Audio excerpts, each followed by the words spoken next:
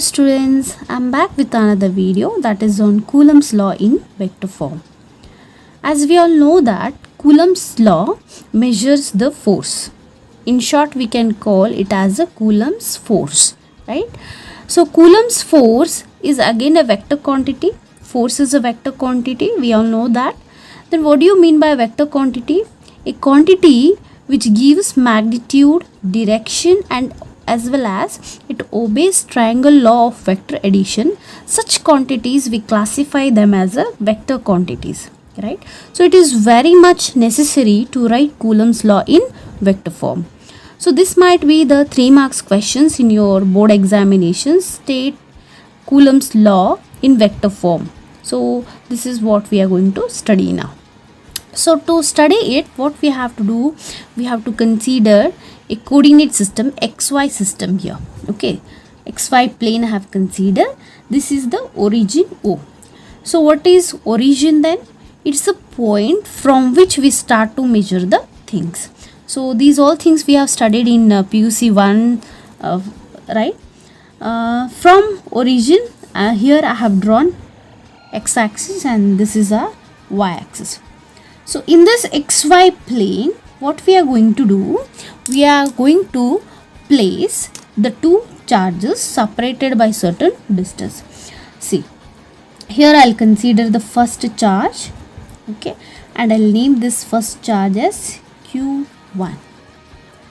Okay, so this Q1 is placed over here in this space, in this xy plane, right? So now what we have to do, since we are talking it in a vector form, we are writing it in a vector form, it is very much necessary to locate it, right? To locate the charge, what we have to do here, we are taking help of a position vector. So what do you mean by position vector? A vector that locates the thing, that locates the object or that locates the body is called as a position vector, right? So now Q1 is at this place, so we have to measure its location. We have to find its location with respect to what? With respect to origin, right? So I'll just draw position of this Q1, right? And I'll measure this position of Q1 as R1 vector. So this is R1 is a position vector of Q1. Similarly, in the same line, I'll consider another charge and I'll name this charge as Q2. Okay. So same way as we did for Q1, we have to find the position vector of Q2 with respect to what? Origin. So I'll draw a line which gives us what? R2. So R2 vector is what? It's a position of Q2, right? So what is Q1 here? Charge. It is a charge having position vector R1 vector, R1. And what is another charge here? Named it as Q2. Its position vector is R2, right? I hope you understood up till here. Now, see what happens at this stage is Q1 and Q2, both the charges, they are kept apart from each other. Can you see here the distance between them? Yet I have not measured it. We will see it later on. Now what happens in this case is, if suppose we consider these two charges as a like charges, I mean to say same kind of charges, then what happens? Okay, so here if you have to consider like charges itself, if you consider like charges, then definitely they will get repel, right? So repulsion is a good test, I can say. So through repulsion we can easily find the presence of force. So it's better to use here to locate here two same kind of charges. So assume both are positively charged particles. Now what happens? Q1 is interacting with Q2. I mean to say Q1 is exerting force on Q2 and in turn Q2 is exerting force on Q1. Okay, so Q1 applies force on Q2 and in turn Q2 is applying force on this. So what happens? Q1 and Q2, assume these two are the charges here. Okay, these two pens are the charges. What happens? This Q2 is applying force on Q1 and in turn Q1 is applying force on Q2. So what happens? This is pushing this side and this Q1 moves in this direction and in turn Q1 is applying force on Q2. So Q2 will move this side. So this is the thing happening here. If you are you imagining that? So these are the two charges. When they apply force on each other, what happens? They get repelled in this way. Okay, I hope you're imagining the things. So that have to show it in the vector form, right? So here now see, Q2 is applying force on Q1. In which direction it goes? This direction it is applying. Q2 is applying force on Q1. In which direction? This direction. So what will be the direction of force now?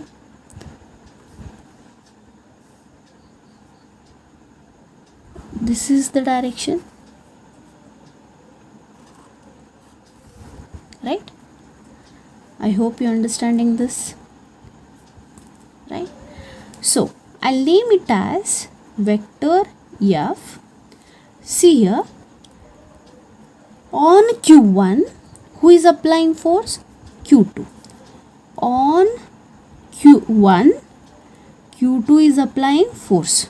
So this is the notation for force. See how vector F we are writing 1 2. Why I am writing here 1 2? Because on 1 Q2 is applying charge. So 1 2, that is the subscription what you are writing for first force, right? Now similarly Q1 applies force on Q2. So what is the direction of force? This is the direction force and this force is repulsive force. You can see both are in opposite direction, So what will be the notation of this force?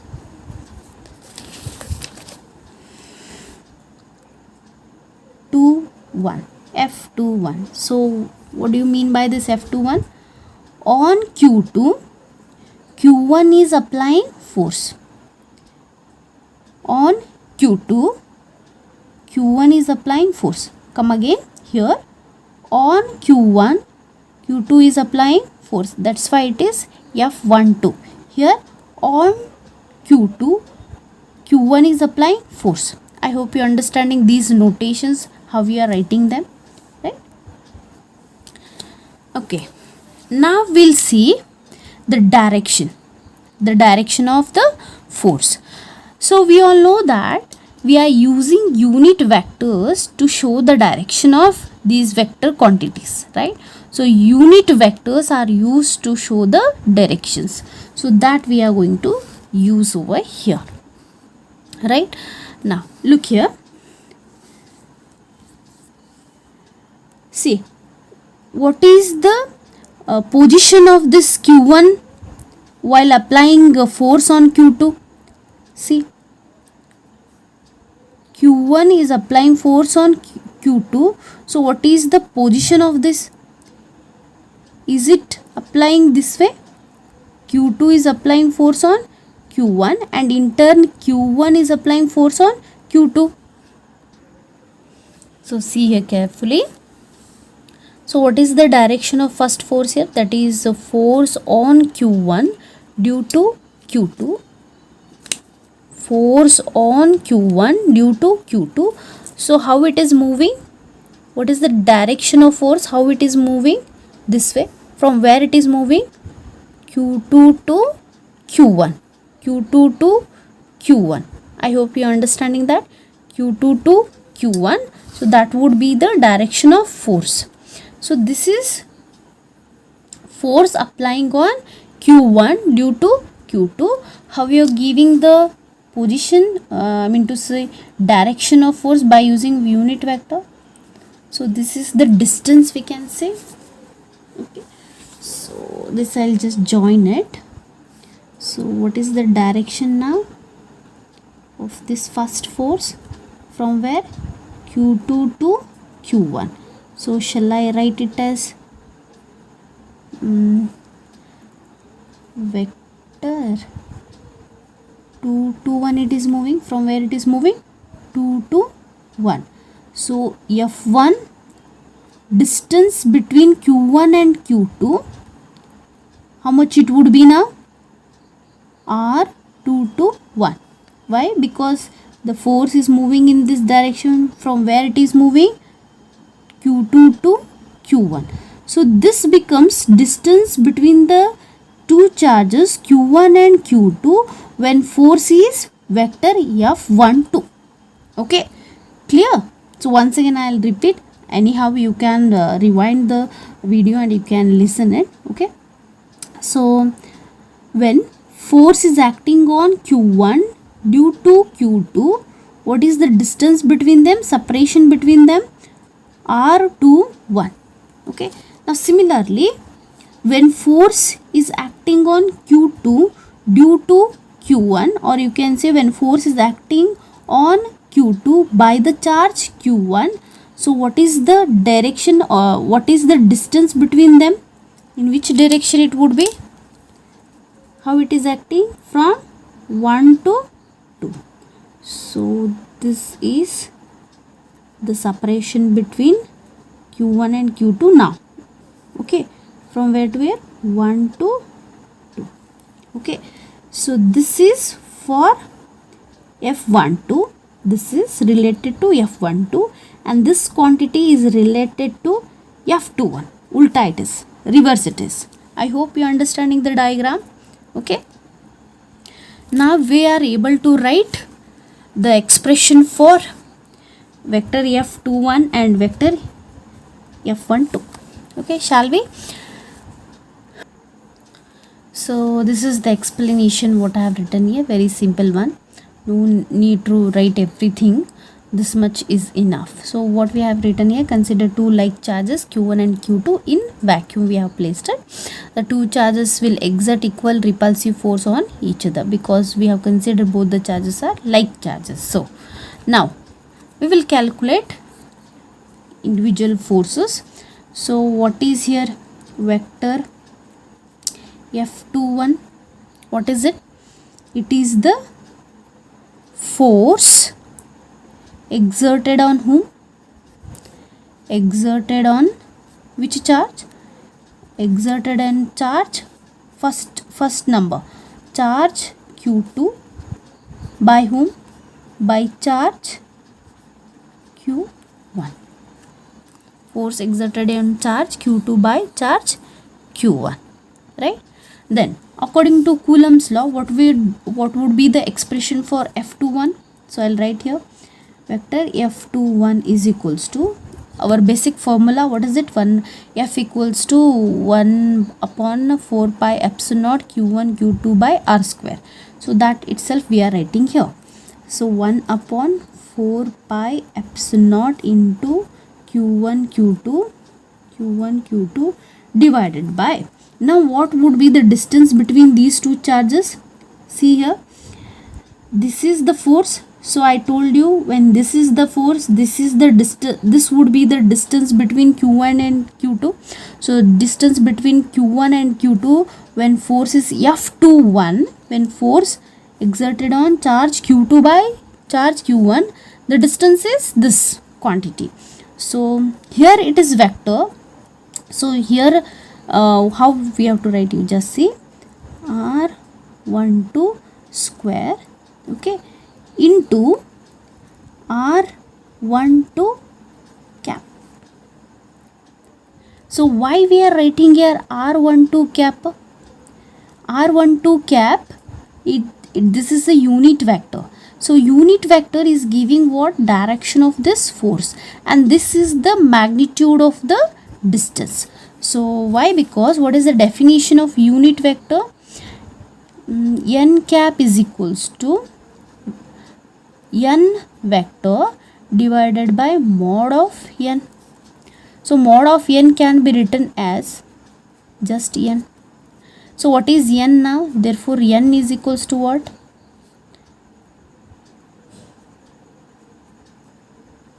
N cap. Okay, so or just this can be replaced by this. So with this basic definition we are writing this quantities. Okay, I hope you are understanding things over here.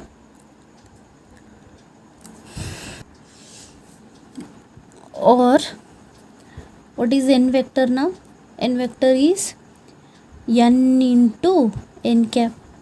So similarly here r vector 1 2, similarly r vector 1 2 is equals to r12 into r cap 1 2. So in place of r vector 1 2, can I write this quantity? So here I have written this quantity, but unit vector is written overall for the entire bracket. Okay, so it can be written here or here for the entire bracket. Okay, I hope you understand this. This is for your reference. Don't include this in the notes, sir. Just for your reference, side by you can write it. I hope you understanding this. If you want, you can take a screenshot of that. Okay, so let us name this as equation number 1. Now, so what is r cap 1 2? It's a unit vector which gives the direction of force vector F2 1. Similarly, so are we able to write the equation for vector F1 2? What is that? It is nothing but force exerted on which charge? First number, on charge Q1 by Q2. Correct. So what would be the expression now according to Coulomb's law? 1 by 4 pi epsilon naught into Q1 Q2 divided by. So here instead of writing r square, what is the distance between Q1 and Q2 when this is the force? Look at the diagram here. So when on Q1, Q2 is exerting force, then what I told you this would be the distance.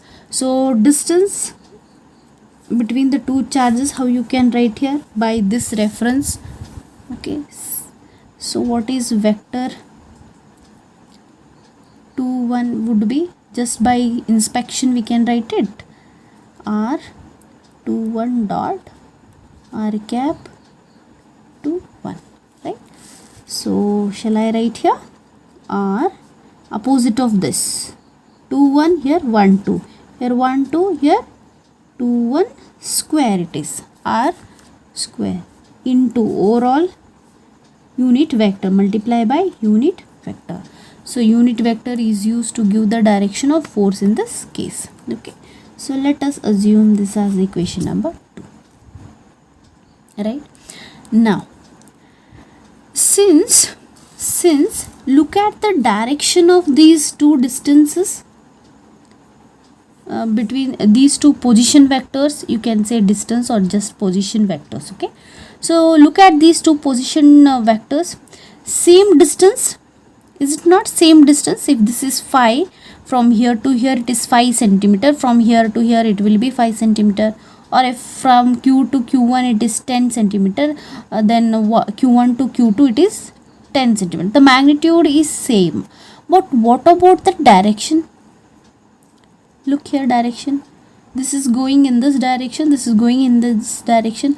Are they opposite to each other? Right? So now can I write from figure, since vector 2 1 is equal to vector 1 2, they are equal in magnitude, but this is the sign to mention the opposite direction. Okay, so are they opposite to each other? So hence negative sign indicates that they both are opposite in direction. Okay, so let us assume this as equation number 3. Now put 3 in equation 2. Put 3 in equation 2, means this value we can substitute in this above equation. So what do we get? So therefore by substituting equation 3 in equation 2, we get vector f12 is equals to 1 by 4 pi epsilon naught q1 q2 divided by, so what is r square 2 1 here? In place of r square 2 1, can I put r12 square? Because you can see here, if these two are equal, then if this is the reason, if this is the thing, then definitely these two are equal and opposite in direction. Agree with this point, right? So in place of, I told you equation number, this equation, right, 2. So this is been substituted by what now? It is substituted by vector 2 1 is substituted by r12. So vector r12 is nothing but what? Vector r12 is nothing but r12 into r12 cap. Agree with this? Clear? So shall I write it here? Vector r12 is equals to minus of vector 2 1. So vector r12 is equals to what? Vector r12 into r cap 12 is equals to minus of vector r21 is equals to what? This quantity r21 dot r21 cap. Clear? So this, if this is the case, then this is also equal here. So these two are equal, means their values, this definition is also equal over here. So in place of 2 1, I can put this. So what would be the relation now? So 2 1 is equals to 1 2 square into r cap 1 2. But are they opposite? So hence direction is shown here opposite. So here unit vector is used to show the direction, so I have to put here minus sign. So therefore vector 1 f2 is equals to, look at this expression now. Okay, leave this minus, close this minus, just look at this expression. Is it not this expression is similar to your equation number 1? See here, right? You pause it and you just see it, right? Substitute that. So in place of this minus as it is, so this whole quantity, it becomes what? Vector f2 1. So this is the relation, right? So this is Coulomb's law in vector form. So what it shows, what it concludes, by the way, okay, that Coulomb's law obeys Newton's third law. Is it not? What the Newton's third law says, that the equal and opposite forces, how the forces are, they are equal and opposite to each other, equal in magnitude and opposite to each other in direction. So this is our Newton's third law. So that is your Coulomb's law is obeying Newton's third law. That means forces are equal in magnitude and opposite in direction. So this is one conclusion. What do we get? And the electrostatic force between the two charges is a central force. Central force means what now? If this is one charge and here is another charge, central means center to center. So the line joining it is the force acting along the line joining, not here or anywhere somewhere else. It is always acting along the line joining the centers of the two charges, right? So this is been concluded from this Coulomb's law. But we have certain limitations of this Coulomb's law. Coulomb's law is it is not a universal law, okay, and it is always applicable for a stationary point charges, rest charges, and point charges, okay. So it has some drawbacks over here, and also it is a medium dependent law, means it depends upon the medium. So as the medium changes, the strength of the force also changes, okay. So this is vector form of Coulomb's law. I hope you understood this. If not, it's a bit complex thing, I can say. So repeatedly you watch this video so that you will understand it, okay. So all the things you hear it properly and watch it properly so that you will understand this video very well, right? Now we'll see the extended form of this vector, okay. So see here, this is the measurement origin to q1. So here I have to show the arrow mark, right? And from here to here you are measuring the distance between the two charges, right? So this is the overall direction, right? And q2 is measured from origin to this q2 from origin. So how is the direction you are measuring? In this way. So you have seen, I think. So I have drawn the line from origin to q1, origin to q2, isn't it? So the direction would be in this way. Now, so by applying triangle's law of vector addition, I'll show you this extended form of this vector form of this Coulomb's law. So this is our diagram, okay. So directions must and should. If no arrow mark, no vector is shown, then you will get 0 in the examinations, okay, in the state board examinations, okay. So diagram is must and should, and arrow marks are very important to show the vectors, right? Now okay, we know that the definition of unit vector, earlier I told you what is the definition of unit vector. Here I'll take r-cap 1-2 definition. R-cap 1-2 is equals to vector r12 divided by mod of vector r12, which is also equals to vector divided by mod. If you take it out, then it is left out only r12, or vector 1-2 vector r12 is equals to, multiply this here. So earlier we saw into r12 cap, right? So this I'll consider as equation number 4, okay, agree?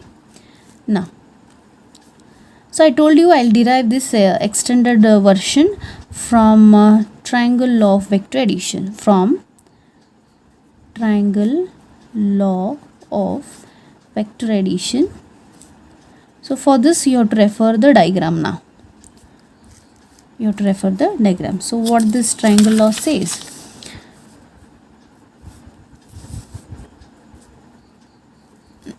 what it says, sum of two sides of the triangle, see, which are in the same direction, is equal to the third side, right? Sum of two sides of the triangle which are in the same direction. See here, this are the two sides of this triangle, right? So here, can you observe this triangle? So this and this quantities are both are in the same direction. So sum of these two will be equal to the third side, which is opposite to this side, isn't it? So that is triangle law of vector addition. So this I am going to apply now. So I'll write it. So what do we get? Once again, vector r1 plus vector, here I'll consider 1 2 because I've started with definition 1 2 r12. So vector r12 is equals to vector r2, right? Once again, vector r1 plus vector r12 is equals to vector r2. I'll write it down. So according to triangle's law of vector addition, vector r1 plus vector r12 is equals to vector r2. So from this equation, can I get the value for vector r12 is equals to vector 2. This I'll send it here, vector r1 minus, correct? So I'll mention this as equation number 5. Okay, agree with this? Now in equation 5, can I put equation 4 in place of vector r12? Here I can put this value here. So put 4 in 5, right? So I won't write it directly, I'll write. So r12 into vector r1 is equals to vector r2 minus vector r1. So therefore r12 is equals to what? Vector r2 minus vector r1 divided by r1 cap. No, I want this value here, cap this over here. Okay, clear? I want unit vector definition. So vector r cap 1 2 is equals to vector r2 minus r1 vectors. So this is this quantity. Okay, so here no cap. Okay, magnitude of vector r12 it is. So I hope you understood this equation. So let us mention this as equation number 6. So what we did in equation 6, what we have derived here, we have found the value of unit vector r cap 1 2. So where do we have r cap 1 2 in our previous two equation? Equation 1 and 2, you just see equation 1 and 2. Here is these two equations. So r12, here it is 2 1. So where I have to substitute this value? Equation 6, where I have to substitute? In equation number 1. Why? Because here the quantity r12 square. So here I have to substitute, not here, because it is r21. What we have done? We have found the value of r cap 1 2, so which is suitable for equation number 1. So this equation 6 is substituted in equation number 1. So now substitute equation 6 in 1. So I'll just rewrite equation 1. Vector f21 equals to 1 by 4 pi epsilon naught into q1 q2 by, what do we have here? Square into, so this is the equation. So here where do we have r square 1 2? There we are going to substitute this equation. Okay, so 1 by 4 pi epsilon naught q1 q2 divided by r12 square into, so what is the definition of r cap 1 2? We calculated now equation 6. So here I'll put that. So what is it? Vector r2 minus vector r1 divided by r12. Clear? So therefore vector f21 is equals to epsilon naught into q1 q2 by, so this is as it is. See here, square, this is 1, so what it becomes? 1 2 cube into vector 2 r2 minus vector r1. Okay, so this is the extended form of Coulomb's law. So similarly, just by inspection, can we write, no need to derive again, it becomes very lengthy. So can we find vector f12 just by inspection here? See here, 2 1 1 2.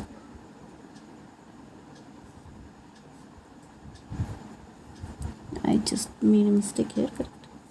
No, it's correct, right?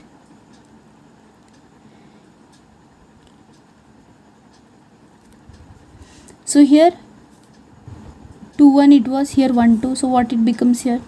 Q1 Q2 divided by what becomes here? Reverse of that.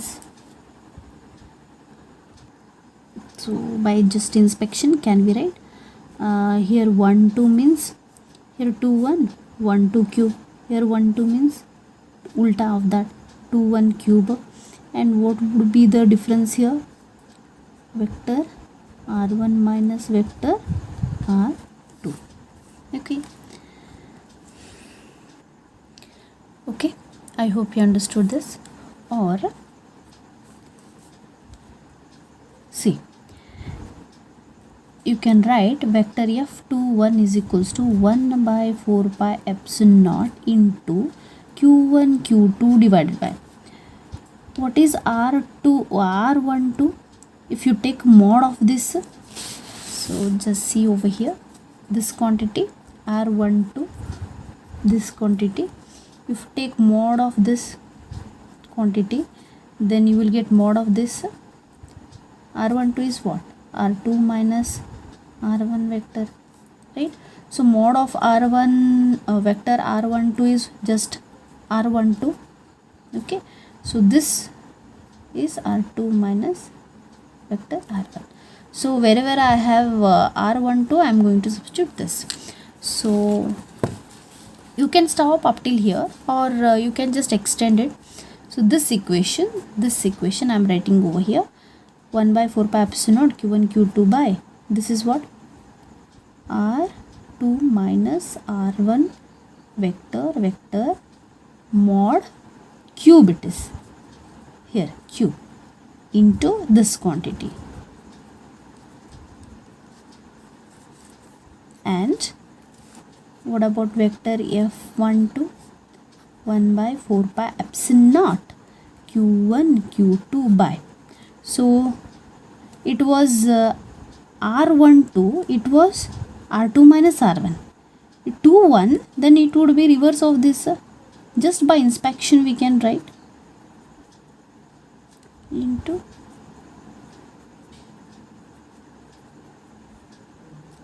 okay. So this is a mod of this. So up till here you can end this vector form of Coulomb's law. So I hope you understand this. So if not understanding, pause the video, rewind the video, and repeatedly you watch it.